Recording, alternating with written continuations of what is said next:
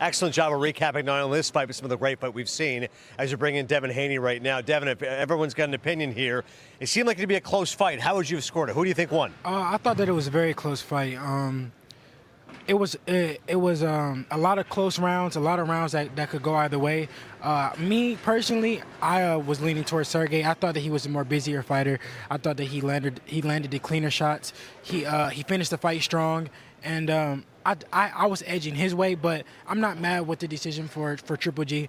But me personally, I would like to see Sergey get the win. Yeah, there's nothing to be offended by with the decision. When those scores are that close, it is what it is. As we've said, a couple of swing rounds either way, maybe 3 or 4 swing rounds. If one judge sees it that way, there were no Adelaide Bird 118, 110 type of scorecards that you could look at and say he was absolutely robbed. It was a tough fight, a close fight, and Gennady Golovkin's power shots, I thought, got more of the attention of the judges. Yeah, you see oftentimes, for Golovkin, you can look at his power and how strong his power can be. But to Chris's point, even the jab is really effective for Golovkin, but like Derevyanchenko, if you look by CompuBox, it was comparable numbers. It was not a one-sided advantage for either fighter. Yes.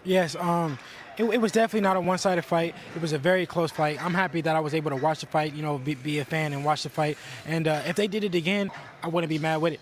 Let me ask you this. I mean, you're someone that's watched boxing for a long time, even though you're a young guy. I mean, have you seen a change in Golovkin over the years? Yes, I definitely feel like there is a change in Triple G. I feel like the Canelo fights took a lot out of him, and he's on his downside. He's on his downside now, and if he was to fight Canelo again, I think Canelo would just be too much for him. Which was an interesting point that Sergio made. Maybe if Canelo was watching this fight, he'd say, all right, Golovkin's never been more vulnerable. Now I'll take the fight because I feel really confident I can win. I felt confident before. Now after I saw the fight, I feel really good. Especially coming off a tough fight like that. If he was to fight Canelo, I don't know. I think it would be very tough. So you could potentially see Canelo fighting him. It could be interesting. We've got great fights, of course, coming out November 9th. What are you hearing as far as your potential status? Anything happening there? Yes, November 9th is when the world will see me back in the ring. I'm coming right back. I didn't take any punishment in my last fight, so I feel great. I'm back in the gym, and November 9th, I look to put on another great performance. So how do you feel about this? Because you're going to walk into the ring November 9th, and most of the people there are probably going to be seeing you for the first time. Most of the people there are there to see the YouTube stars, KSI against Logan Paul. When this was first brought to you, what did you think? And like you said, the people who are there are going to be seeing me for the first time, so I'm happy with that. I'm happy that it's a whole new fan base, it's a whole new set of fans, and a lot more fans for me to gain. Fighting on that card, I feel like I can gain a lot. And I will gain a lot. One way for you to gain a lot is to look spectacular. You had one of the best knockouts of the year against Antonio Moran early the year where you just dropped him with a big shot. Is that kind of in your mind to have a knockout like this in that kind of stage with that kind of audience? Of course, knockouts is the best way to win in boxing, and after a crazy knockout like that, it was like a drug. I wanted it. And going into my last fight, I was eager to get a knockout, which I didn't get a spectacular knockout like that, but I got the TKO win, and I'm happy with that. In every fight, I want to show that I'm getting better and better. And November 9th, I look to put on another great performance, hopefully a devastating knockout like the one before. I was about to say, talk about making statements. I mean, we know when you as a boxer know when you can go for the jugular, and when that moment is there. I remember watching the fight, you go, oh my God, you look like you sensed it right, like blood in the water kind of thing for a piranha at that moment for you.